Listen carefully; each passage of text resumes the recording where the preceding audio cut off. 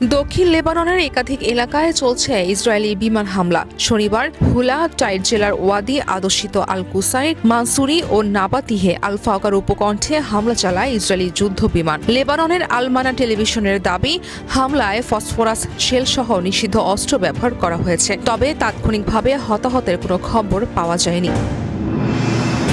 একই সঙ্গে দক্ষিণ সিরিয়ার কুনেত্রা প্রদেশের আল রাফিদ এলাকায়ও হামলার অভিযোগ উঠেছে ইসরায়েলের বিরুদ্ধে। স্থানীয় গণমাধ্যমের তথ্য অনুযায়ী সেখানে কৃষি জমিতে আগুন ছড়িয়ে পড়ে, এতে ফসলের বড় ধরনের ক্ষয়ক্ষতি হয়েছে। এদিকে ইসরায়েলের সঙ্গে সরাসরি আলোচনার প্রস্তাব প্রত্যাখ্যান করেছেন হিজবুল্লাহর নেতা শেখ নাইম কাশেম।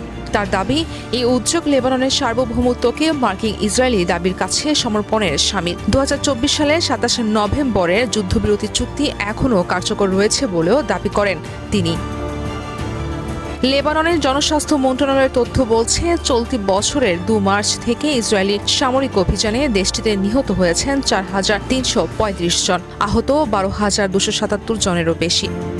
বাস্তুচ্যুত হয়েছেন প্রায় 15 লাখ মানুষ। নতুন করে লেবানন ও সিরিয়ায় হামলার ঘটনায় তাই মধ্যপ্রাচ্যে সংঘাত আরও ছড়িয়ে পড়ার আশঙ্কা তৈরি হয়েছে।